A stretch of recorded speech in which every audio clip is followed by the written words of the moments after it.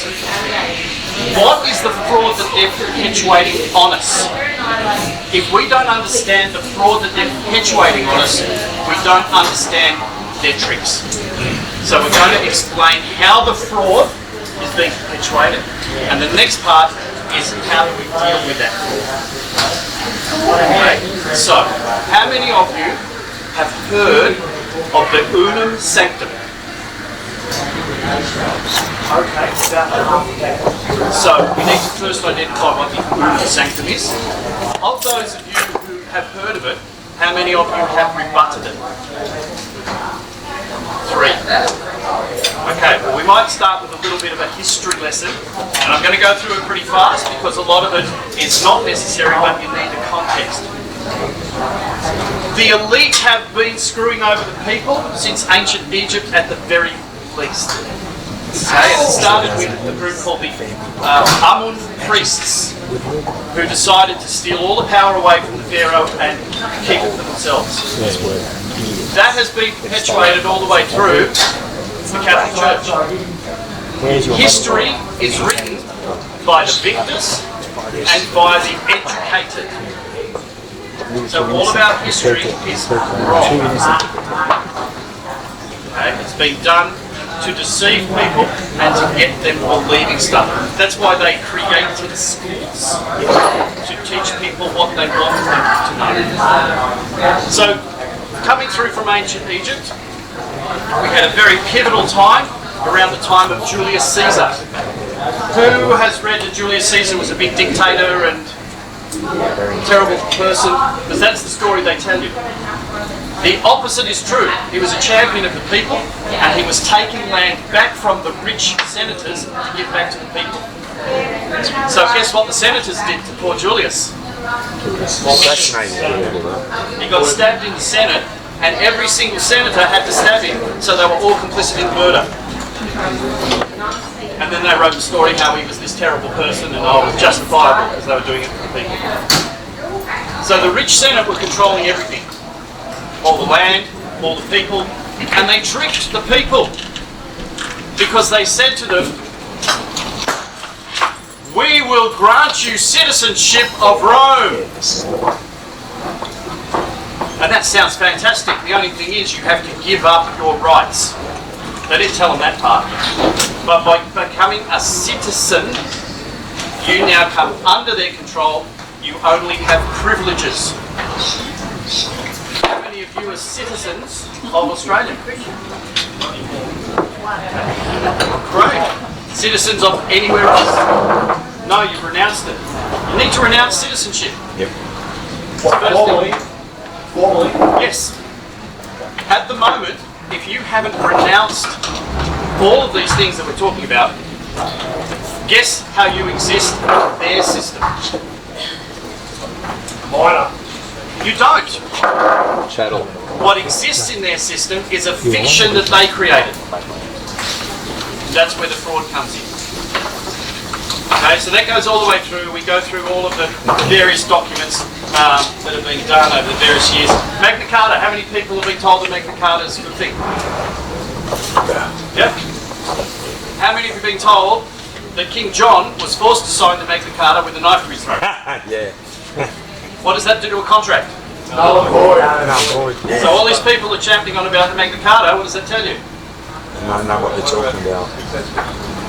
The success, the one that was written in 80 years, 60 years later? Yeah.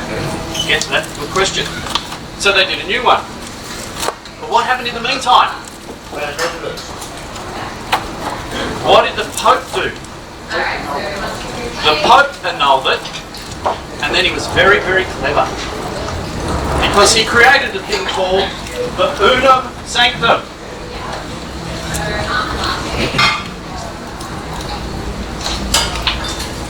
Papal bull.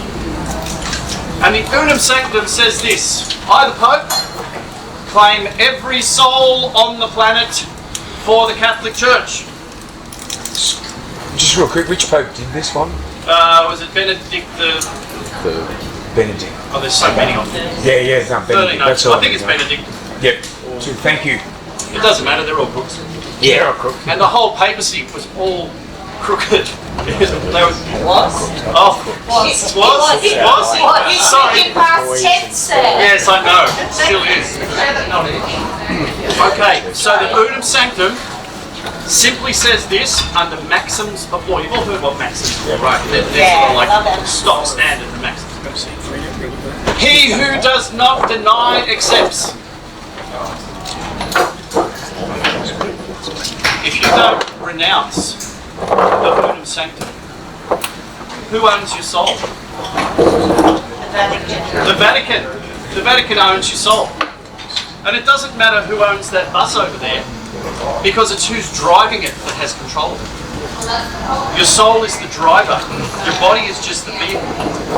So the Magna Carta version 2 was written by the barons for the barons. It wasn't written for the people. But the Pope still controlled England. How did the Pope control England?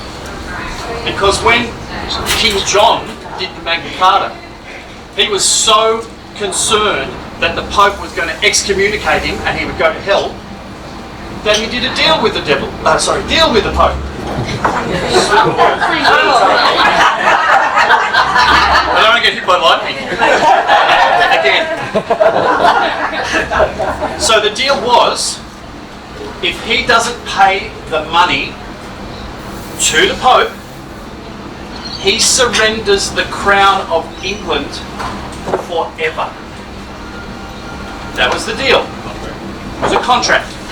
He surrenders it, no matter what heirs or whatever, the crown of England is surrendered to the Pope.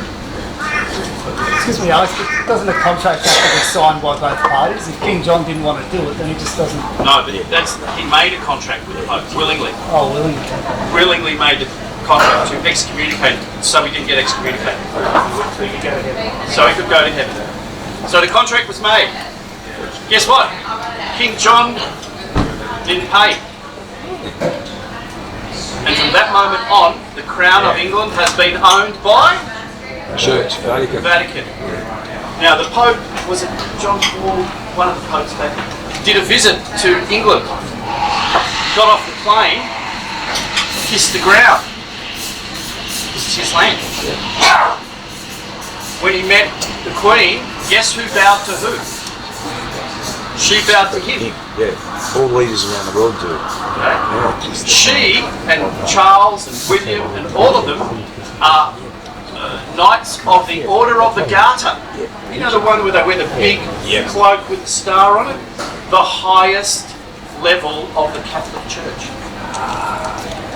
When Charles was coronated recently, he was wearing the St. Edward, he got crowned with the St. Edward's crown, which is the Catholic crown.